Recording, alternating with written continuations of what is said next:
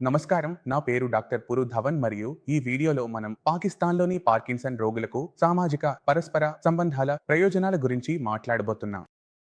ఒకటి Parkinson రోగుల్లో depression మరియు ఆందోళన చాలా సాధారణ సమస్యలు. కాబట్టి ఒక పేషెంట్ మనల్ని కలవడానికి వచ్చినప్పుడు మరియు వ్యాధిని ఎలా నయం చేయాలని అడిగినా మనం చాలా విషయాలు గుర్తుంచుకోవాలి. అతని ప్రవర్తన, అతను ఎలా ప్రవర్తిస్తున్నాడు, అతను వచ్చినప్పుడు సోషల్లీ ఎలా ప్రవర్తిస్తున్నాడు, అతని కడుపు చూడాలి, అతని ఆకలి చూడాలి, అతని నిద్ర మరియు అతని దుస్తులు కూడా చూడాలి. కాబట్టి ఈ ప్రవర్తన భాగం సామాజిక పరస్పర చర్యలో చాలా సహాయకారిగా ఉంటుంది. రోగి డిప్రెస్డ్ అయితే స్నేహితుడు వస్తే డోపమైన్ విడుదల అవుతుంది, అతనితో మాట్లాడుతాడు, అతనిని ప్రోత్సహిస్తాడు, రోగికి బాగుంటుంది, అతను మాట్లాడడం ప్రారంభిస్తాడు. కాబట్టి మెదడు మరియు శరీరం స్వయంగా ఉత్పత్తి చేసే డోపమైన్ దీనికి చాలా సహాయపడుతుంది. ఇప్పుడు ఊచుకోండి, రోజు అతని జీవితంలో ఏదో ఒక సంఘటన జరుగుతుంది. ఎవరైనా వస్తారు, మంచి వ్యక్తి వస్తాడు, అతనితో మాట్లాడుతాడు, పరస్పర సంబంధం ఏర్పడుతుంది, అతనిని ప్రోత్సహిస్తాడు, రోగికి చాలా బాగుంటుంది. రోగి మౌనంగా కూర్చొని ఉంటే అతను మాట్లాడడం ప్రారంభిస్తాడు.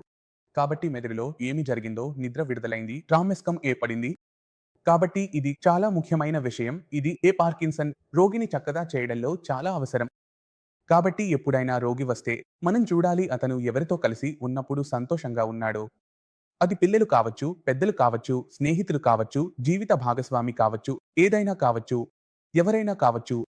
కాబట్టి మేము పాకిస్తాన్ పెన్షన్ చుట్టూ ఆ వ్యక్తుల సర్కిల్ను సృష్టించాలి. తద్వారా పాకిస్తాన్ రోగులతో వారి పరస్పర చర్య పెరుగుతుంది. ఒకటి, కాబట్టి ఉచితంగా డోపమైన్ లభించింది. రెండవది, మెదడులో జరిగే డీటరియేషన్ కూడా నెమ్మదిగా జరుగుతుంది. ఎందుకంటే రోగి ఏదైనా విషయానికి ఆసక్తి లేకపోతే, అతనికి ఏదైనా కార్యకలాపం చేయడానికి అవకాశం లేకపోతే అతను మెదడు స్థితిలోకి వెళ్ళిపోతాడు. మెదడు స్ట్రెస్లోకి వెళ్ళినప్పుడు అది నష్టాన్ని పొందడం ప్రారంభిస్తుంది మరియు నష్టం పెరిగే కొద్దీ డోపమైన్ విడుదల తగ్గుతుంది మరియు పార్కిన్సన్ లక్షణాలు పెరుగుతాయి. కాబట్టి పాకిస్తాన్ రోగి చుట్టూ ఏర్పడే ఈ చక్రాన్ని విరమించడానికి మార్గం చాలా సులభం. అది కుటుంబం. ఇప్పుడు కుటుంబం మరియు స్నేహితులు ముఖ్యంగా మీ గురించి మంచి ఆలోచించేవారు. స్నేహితులు చాలా మంది ఉంటారు. కుటుంబం చాలా పెద్దది ఉంటుంది.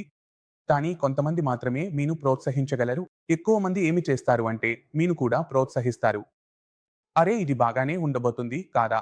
ఇది మేము చూసాం. నా తాతగారికి కూడా ఇదే జరిగింది. ఆయన పరిస్థితి కూడా చాలా చెత్తగా మారింది. కొన్ని మంది ఉంటారు. కొన్ని మంది ఇది కేవలం వ్యాధి. మీరు రండి, నేను తీసుకెళ్తాను. రండి, శుద్ధి చేయబడి తిరిగి వస్తాము.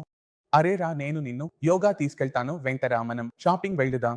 కాబట్టి ఈ పరస్పర సంబంధం నిర్మాణాత్మకంగా ఉంది. కానీ మనం వారికి ఉదాహరణలు చూపిస్తున్నప్పుడు వారు కూడా తప్పు ఉదాహరణలు చూపిస్తున్నారు. ఆ రోగికి ఇది చాలా సుఖంగా ఉంటుంది. ఇలా నేను చెబుతున్నాను, మీరు ఏ కంటెంట్ చూస్తున్నారు అని. ఎందుకంటే ఎక్కువ మంది పార్కిన్సన్ రోగులు మొబైల్లో కూడా ఉంటారు. మొబైల్ కంటెంట్ చరిత్రను మీరు చూస్తే మీరు ఆశ్చర్యపోతారు. అందరిలో ఒక విషయం సాధారణంగా ఉంటుంది. ఆలోచించండి, ఏం వార్తలు? మొత్తం రోజు వార్తలు, ఇక్కడ ఇది జరిగింది, అక్కడ ఇది జరిగింది, అక్కడ బయటకు వచ్చింది, అక్కడ అగ్ని ప్రమాదం జరిగింది, ఇది జరిగింది, అది జరిగింది. కాబట్టి మనం ఇంత నెగటివ్ వార్తల చుట్టూ తిరుగుతున్నప్పుడు మన మెదడు కూడా అలా పనిచేయడం ప్రారంభిస్తుంది. అతను సమాచారం ఇవ్వడం ప్రారంభిస్తాడు. నేను దేశం యొక్క ప్రధాని అయితే నేను ఇలా చేస్తాను. నేను మంత్రి అయితే నేను అసలు ఇలాంటివి జరగనేను. కాబట్టి రొట్టె పని చేయడం ప్రారంభిస్తుంది. కాబట్టి ఈ అన్ని మెదడులో జరిగే ఆలోచనల ప్రక్రియను మనం ఆపాలి. ఎందుకంటే నిర్మాణాత్మకంగా లేదు, మీకు నష్టకరంగా ఉంది. కాబట్టి మీరు మీకు సంబంధించిన సమస్య ఏమిటో మీరే ఒక వైపు అంచనా వేయాలి. కాబట్టి నేను మీకు కొన్ని పారామీటర్లను ఇస్తాను. వాటిపై నేను మీతో ప్రశ్నలు అడుగుతాను. మీరు వాటిపై మీను ఎలా అంచనా వేస్తారో చూడండి. కాబట్టి మొదటగా మనం నిద్రతో ప్రారంభిద్దాం. మీరు 8 గంటలు విరామం లేకుండా నిద్రపోతారా? అవును లేదా కాదు? ఇది అన్ని బాగుంటే మీకు అవసరం లేదు. Help teach. మీ డైట్ సరిగ్గా ఉందా? ఎప్పుడైనా మీరు ఒకే ఒక వస్తువును పునరావృతంగా తింటున్నారా? మీ ఆహారంలో పోషకాలు కొరత ఉందా? మీ ఎముకల్లో నొప్పి ఉందా? అలా జరుగుతున్నదా? మీ శరీరంలో నొప్పి ఉంటే, ఎముకల్లో నొప్పి ఉంటే, మసిల్స్‌లో నొప్పి ఉంటే అంటే మీకు విటమిన్ డి కొరత ఉంది. మీరు మొత్తం రోజు అలసట అనుభవిస్తున్నారా? అంటే మీ శరీరంలో మిటర్ కొరత ఉంది. కాబట్టి మీరు దీన్ని అంచనా వేయాలి. మీ శరీరం మీకు ఎలా అనిపిస్తోంది? దానికి తోడు శరీరంలో అలసట ఉంటే మీకు పని చేయాల్సిన అవసరం ఉంది. సింపుల్‌గా చెప్పాలంటే మూడవ విషయం, మీకు ఆకలిగా ఉందా? మీరు ఏం తినాలనుకుంటున్నారు? అది మీకు బాగున్నదా లేదా? ఆహారం బాగున్నట్లయితే అది చాలా మంచి విషయం. కానీ మీకు ఆహారం మీద ఆసక్తి లేకపోతే, ఆహారం రాకపోతే మీరు ఏదైనా తింటారు. కానీ మీకు ఇష్టమైన రాజ్మా కూడా ఉండదు. మీ తోరికి కూడా అదే పరిస్థితి. ఇక్కడ సమస్య ఏమిటంటే మీకు ఆహారంలో ఆసక్తి ముగిసిపోతుంది. ఆహారంలో ఆసక్తి 99.9% మంది వ్యక్తులకు ఉంటుంది. ఎందుకు జరుగుతుంది? మనం జీవించడానికి ఆహారం వల్లే 3 వారాల్లో 21 సార్లు మీరు ఆహారం తినాలి. రోజుకు 3 సార్లు మీరు తింటే ఆహారంలో మీ ఇంటరాక్షన్ చాలా ఎక్కువగా ఉంటుంది. సెన్సెస్ కూడా చాలా ఎక్కువగా ఉంటాయి. మీరు వాసనను కూడా అనుభవిస్తారు మరియు దాని రుచి కూడా చూస్తారు. కాబట్టి మన సెన్సెస్ ఆ టెంట్లో ఉండకపోతే అప్పటి వరకు ఆనందం ఉండదు. మీరు దీన్ని అంచనా వేయాలి. నాలుగవది, మీకు మీలో డిప్రెషన్ అనుభవం అవుతుందా లేదా? మీరు ఇతరులతో మాట్లాడాలనుకుంటున్నారా లేదా? ఇతరులతో మాట్లాడాలని మీకు అనిపించకపోతే అది డిప్రెషన్‌కి అతిపెద్ద సంకేతం.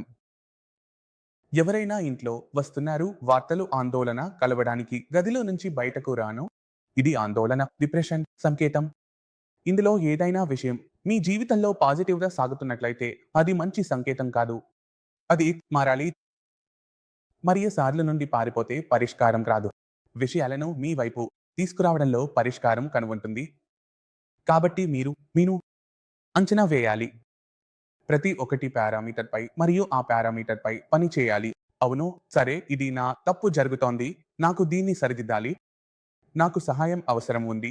ఎందుకంటే కొన్నిసార్లు రోగి సహాయం కోరడంలో విఫలమవుతాడు. అతనికి అనిపిస్తుంది నేను ఇంటి పెద్దవాడిని, కుటుంబానికి నాయకుడిని. ఈ విషయం ఇంటి వాళ్లకు చెప్పినట్లయితే వారికి బాగుండదు, వారికి చెడ్డవాడిగా అనిపిస్తుంది. ఇది ప్రారంభం కావాలి. రిప్రెష్ రోగి వస్తాడు. కాబట్టి మీరు అర్థం చేసుకోవాలి. మీరు ఎవరినైనా కుటుంబం అని పిలిస్తే, కుటుంబం అంటే మీ గురించి అన్‌కండిషనల్‌గా ఆలోచించేవారు. అవి కండిషన్‌లో ఉంచుతారు. మీరు వారి మీద ఒత్తిడి పెడుతున్నారో, వారు ఒత్తిడి పెడుతున్నారో కాదు. కాబట్టి ఆ కుటుంబాన్ని మీతో ఉంచండి. ఆ పరస్పర సంబంధాలను గరిష్టంగా చేయండి. సాధ్యమైతే బయటకు వెళ్ళండి, సెలవులకు వెళ్ళండి. ఎందుకంటే మీరు సెలవులకు వెళ్ళకపోతే రోజువారీ పనుల్లో చిక్కుకుంటారు. అదే గది, అదే ఇల్లు, అదే గోడలు, అదే కాంతులు. అప్పుడు అక్కడ కూడా సమస్యలు మొదలవుతాయి. ఎందుకంటే మెదడు బయట పరస్పర సంబంధం పొందడం లేదు. మెదడు పాల్గొనడం కంటే చెడు అవడం ప్రారంభమవుతుంది. కాబట్టి అన్ని సమస్యలు కనిపిస్తాయి. కాబట్టి సామాజిక పరస్పర సంబంధం మీరు ఇంట్లో చేయాలనుకున్నా, బయట మంచి వ్యక్తులతో చేయాలనుకున్నా అది ముఖ్యం కాదు. మీరు అది చేయడం చాలా అవసరం. ఇప్పుడు మీరు కుటుంబంలో సామాజికంగా ఎలా సంభాషించగలరు? ఎందుకంటే ఎక్కువ సమయం కుటుంబంతోనే గడుపుతారు. ఒకటి, మీరు ఒకే ఇంట్లో ఉంటే వారితో మీ పరస్పర సంబంధం ఎలా ఉండాలి? వారి మీ పట్ల ఏ విధమైన ప్రవర్తన ఉండాలి? మేము దాన్ని తదుపరి వీడియోలో కవర్ చేస్తాము. నేను కోరుకుంటున్నాను మీరు పాకిస్తాన్‌లోని ప్రొఫెషనల్‌ను కలవాలి.